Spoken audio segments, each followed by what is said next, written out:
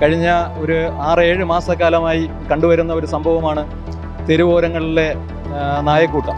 8 വയസ്സുകാരിയായ നിസ ഫൈസൽ എന്ന് പറയുന്ന ആ പെൺകുട്ടിയുടെ ജീവൻ എടുത്തത് ഉൾപ്പെടെയുള്ള സംഭവങ്ങൾ നമുക്ക് എല്ലാവർക്കും അറിയാം. തിരുവനന്തപുരത്ത് 2 പേരെ കടിച്ചു കീറുമ്പോൾ അവിടെ പറയും ഞങ്ങൾ 10 പേരെ വന്ധ്യംകരണം നടത്തിയെന്ന്. തെരുവുനായ ആക്രമണത്തിനെതിരെ അവരുടെ വന്ധ്യംകരണം ഉൾപ്പെടെ പുനരധിവാസം ഉൾപ്പെടെയുള്ള പ്രവർത്തനങ്ങൾക്ക് 1/2 കോടി രൂപയാണ് അവർ ചെലവഴിച്ചിട്ടുള്ളത്. ബഡ്ജറ്റിൽ വകവരുത്തിയിട്ടുള്ളത് 1/2 കോടി രൂപ. തെരുവ് നായ്ക്കൾ ആക്രമിച്ച് ചികിത്സ നേടിയിട്ടുള്ളവരുടെ എണ്ണം 3,60,000.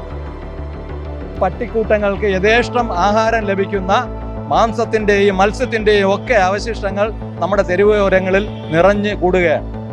ഈ നഗരത്തിനെ മലിനമുക്തമാക്കാൻ ആദ്യമായി ഇവർ നടപടി സ്വീകരിച്ചാൽ തന്നെ ഈ പട്ടിക്കൂട്ടങ്ങളെ ഒരു പരിധി വരെ നിയന്ത്രിക്കാൻ കഴിയുമെന്നാണ്. നമസ്കാരം. തെരുവ് നായ്ക്കളുടെ ആക്രമണത്തിൽ നിരവധി പേർക്കാണ് നമ്മുടെ കേരളത്തിൽ പരിക്കേൽക്കുന്നതും ഈ അടുത്ത വർഷങ്ങളിലായി തന്നെ നിരവധി മരണങ്ങളും സംഭവിച്ചിരിക്കുന്നു. എന്തുകൊണ്ടാണ് ഇത്തരത്തിൽ സംഭവങ്ങൾ നടക്കുന്നത്? നമ്മുടെ വേണ്ടപ്പെട്ട അധികാരികൾ എന്തുകൊണ്ടാണ് ഇതിന് തക്കതായ നടപടികൾ സ്വീകരിക്കാതെ? എന്തായാലും ഇതിനെതിരെ വലിയ രീതിയിലുള്ള പ്രതിഷേധമാണ് ഉയർന്നുകൊണ്ടിരിക്കുന്നത്. തിരുവനന്തപുരം നഗരത്തിൽ ഉൾപ്പെടെ നിരവധി സ്ഥലങ്ങളിൽ ഇത്തരത്തിൽ തെരുവ് നായ്ക്കൾ അലഞ്ഞു തിരിഞ്ഞ് നടക്കുന്നുണ്ട്. ഈ ഒരു വിഷയവുമായി ബന്ധപ്പെട്ട് ഇപ്പോൾ ശിവസേന വലിയ രീതിയിലുള്ള പ്രതിഷേധവുമായി രംഗത്ത് വന്നിരിക്കുകയാണ്. കേരളത്തിലെ എല്ലാ ദൃശ്യമാധ്യമ പ്രവർത്തകരും കഴിഞ്ഞ ഒരു 6-7 മാസക്കാലമായി കണ്ടുവരുന്ന ഒരു സംഭവമാണ് തെരുവോരങ്ങളിലെ നായക്കൂട്ടം. നമ്മുടെ വിഴിഞ്ഞത്തിനടുത്തുള്ള ആ കരിങ്കുളം എന്ന് പറയുന്ന സ്ഥലത്ത് ആ കടൽ തീരത്ത് ഉറങ്ങിക്കിടന്ന മത്സ്യത്തൊഴിലാളികളെ കടിച്ച് കൊന്ന് തുടങ്ങിയ ആ നായ്ക്കൂട്ടം ഇങ്ങ് 2 ദിവസത്തിന് മുമ്പ് നമ്മുടെ കൊല്ലം കടപ്പുറത്ത് അവിടെ 8 വയസ്സുകാരിയായ നിസ ഫൈസൽ എന്ന് പറയുന്ന ആ പെൺകുട്ടിയുടെ ജീവൻ എടുത്തത് ഉൾപ്പെടെയുള്ള സംഭവങ്ങൾ നമുക്കെല്ലാവർക്കും അറിയാം.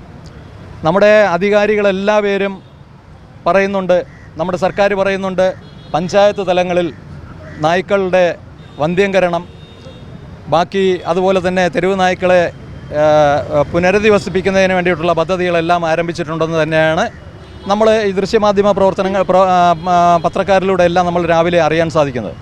പക്ഷേ ഒന്ന് ആലോചിച്ച് നോക്കണം, കോടിക്കണക്കിന് രൂപ തിരുവനന്തപുരം കോർപ്പറേഷൻ കോടിക്കണക്കിന് രൂപ ചെലവഴിച്ച് വാഴമുട്ടം എന്ന് പറയുന്ന ആ സ്ഥലത്ത് ഇവയുടെ വന്ധ്യംകരണത്തിന് ഉൾപ്പെടെയുള്ള പുനരധിവാസ കേന്ദ്രവും ഉൾപ്പെടെ പ്രവർത്തനം തുടങ്ങി എന്ന് അവർ പറയുന്നു. പക്ഷേ നമ്മൾ അവിടെ ചെന്ന് കഴിഞ്ഞാൽ നോക്കാം, അതിൻ്റെ നിജസ്ഥിതി എന്താണെന്നുള്ളത് നമുക്ക് അവിടെ ചെന്ന് കഴിഞ്ഞാൽ തന്നെ അറിയാൻ സാധിക്കും.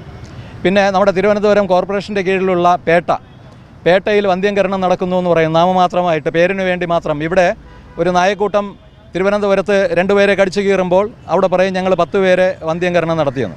നിങ്ങളൊന്ന് ആലോചിച്ച് നോക്കണം, 2023-24 വർഷം അപ്പോൾ തിരുവനന്തപുരം കോർപ്പറേഷൻ ബഡ്ജറ്റ് അവതരിപ്പിക്കുമ്പോൾ നായ്ക്കളുടെ തെരുവുനായ ആക്രമണത്തിനെതിരെ അവരുടെ വന്ധ്യംകരണം ഉൾപ്പെടെ പുനരധിവാസം ഉൾപ്പെടെയുള്ള പ്രവർത്തനങ്ങൾക്ക് 1/2 കോടി രൂപയാണ് അവർ ചെലവഴിച്ചിട്ടുള്ളത്. ബഡ്ജറ്റിൽ വകവരുത്തിയിട്ടുള്ളത് 1/2 കോടി രൂപ.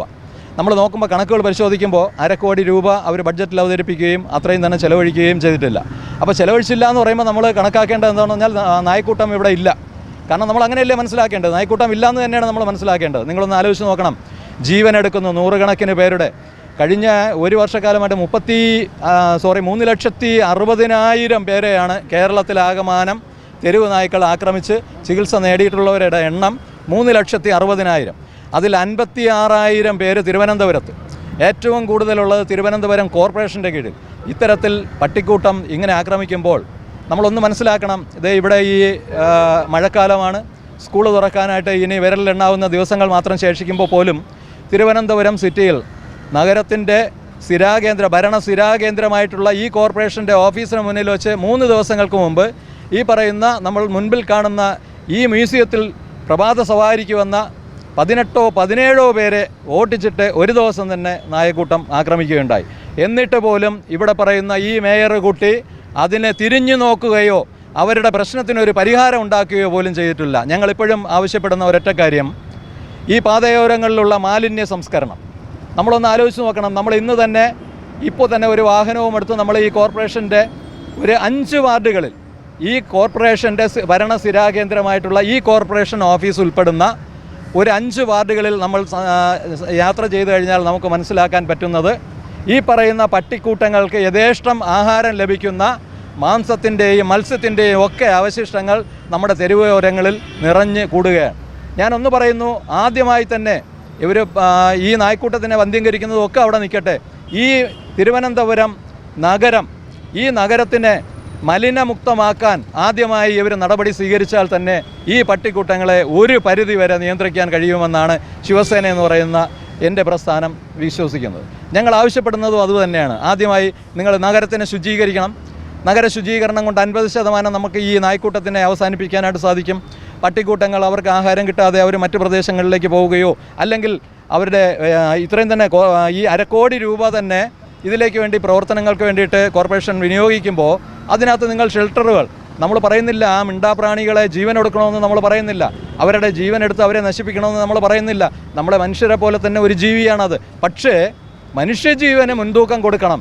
മനുഷ്യ കുട്ടികൾക്ക് നമ്മൾ ഈ സ്കൂൾ തുറക്കുമ്പോൾ ഒരു തരത്തിലും എൻ്റെ വീട്ടിലുള്ള കൊച്ചുമോനെ ഉൾപ്പെടെ നമുക്ക് സ്കൂളുകളിലേക്ക് അയക്കാനായിട്ട് സംരക്ഷണം നൽകണമെന്നാണ് ഞങ്ങൾക്ക് ഈ അവസരത്തിൽ അറിയിക്കാനുള്ളത്. എത്രയും വേഗം ഈ പറയുന്ന നമ്മുടെ നഗരസഭയും തിരുവനന്തപുരം നഗരസഭയും കേരളത്തിൻ്റെ ഭരണാധികാരികളും ഇതിലേക്ക് വേണ്ടിയിട്ട് എത്രയും വേഗം ശ്രദ്ധ ചെലുത്തി ശാശ്വതമായി എത്രയും വേഗം ഇതിന് പരിഹാരം കാണും എന്ന് തന്നെയാണ് നമ്മുടെ പ്രതീക്ഷ.